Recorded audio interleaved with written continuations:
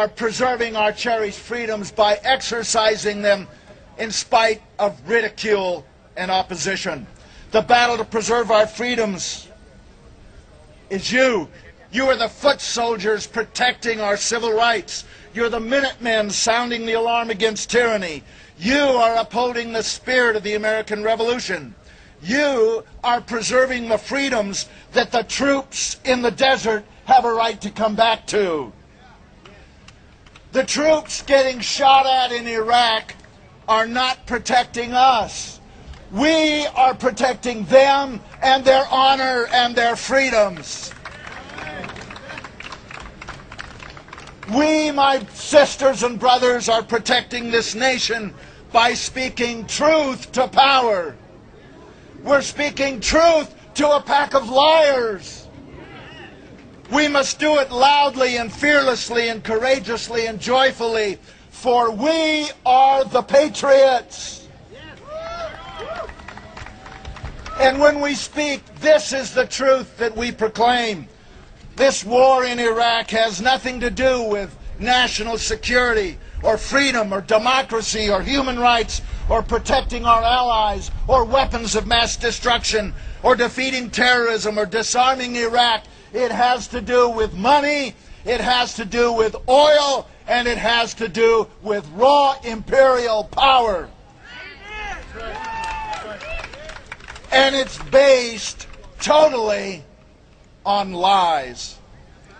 Those who forced this war on an unwilling world are guilty of violating the U.S. Constitution, the UN Charter, the Nuremberg Principles, and international law. What they have done is illegal, immoral, unconstitutional, and treason.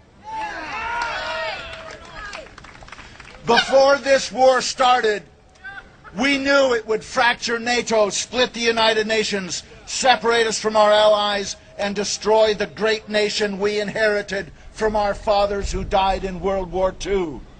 And it has.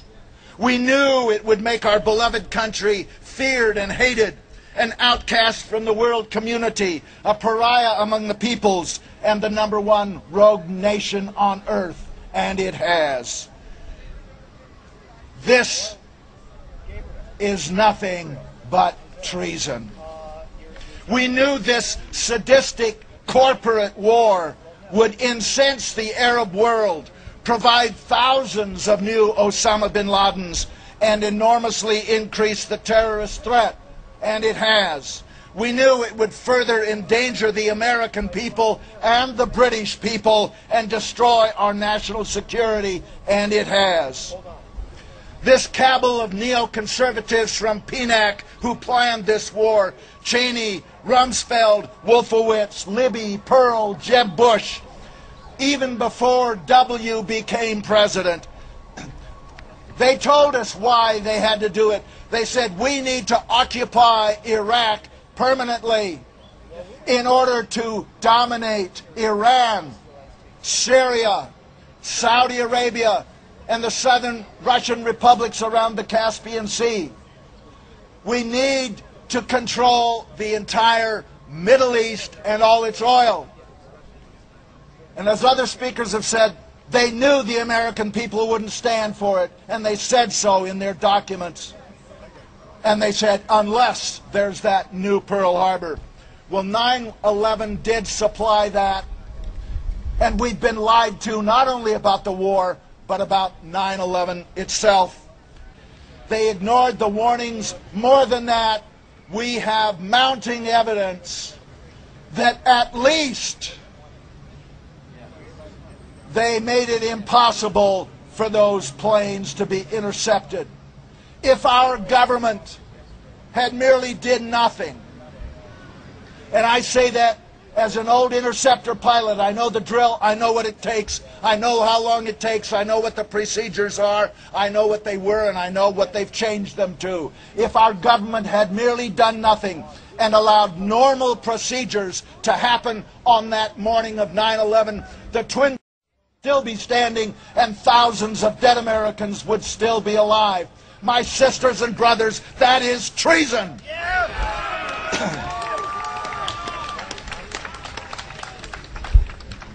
As a combat veteran, I will not stand idly by and watch our security destroyed by a president who went AWOL rather than serve in Vietnam. As one who's devoted his life to the security of this country, I will not stand by and watch an appointed president send our sons and daughters around the world to kill Arabs for the oil companies. Patriotism demands that I speak out and call it by its name. It is treason. I joined the Air Force a long time ago to protect our borders and our people, not the financial interests of Folgers, Chiquita Banana, Exxon, and Halliburton. We've had enough corporate wars. No more Iraqs, no more Kosovos, no more El Salvadors, no more Colombias. These are not isolated incidents of stupidity. They're part of a long, bloody history of foreign policy being conducted for the financial interests of the wealthy few. It is a new form of colonialism, all the benefits and none of the responsibilities. It violates our Constitution, it endangers our people, and it is treason. As a pilot who flew 101 combat missions in Vietnam, I swore to uphold the Constitution of the United States against all enemies, foreign and domestic. And that includes a renegade president.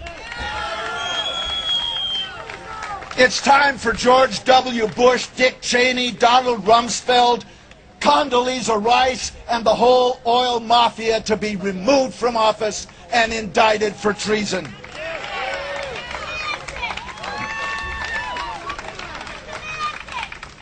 We owe it to the men and women serving in Iraq to end the occupation, restore our credibility and honor, and bring them home. And it could be done. If we had a president who would go to the UN and say, we made a horrible mistake, it was wrong, and we make you 3 commitments.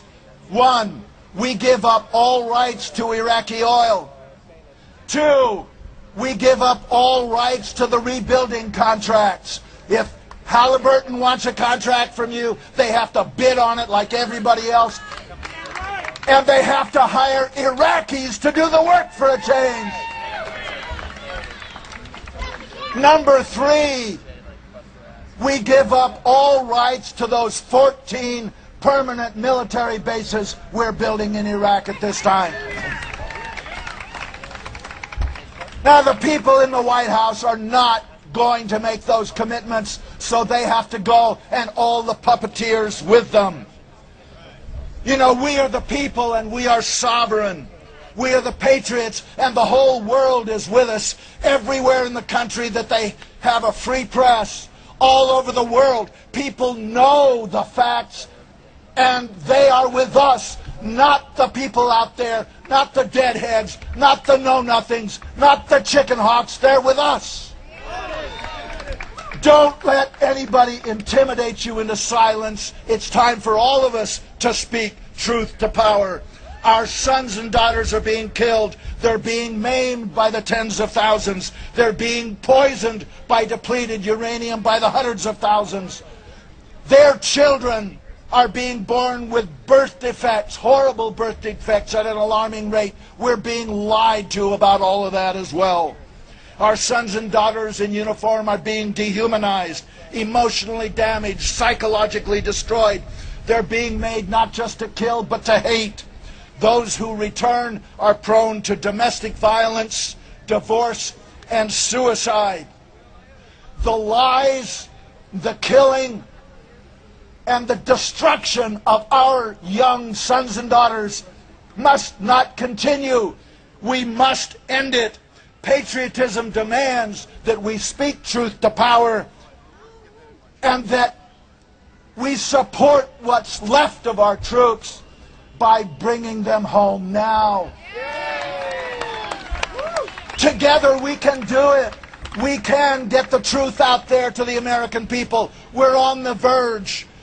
We've got half the people with us. We've got to go after the other half. And together we can take back our country and get the liars the heck out of there.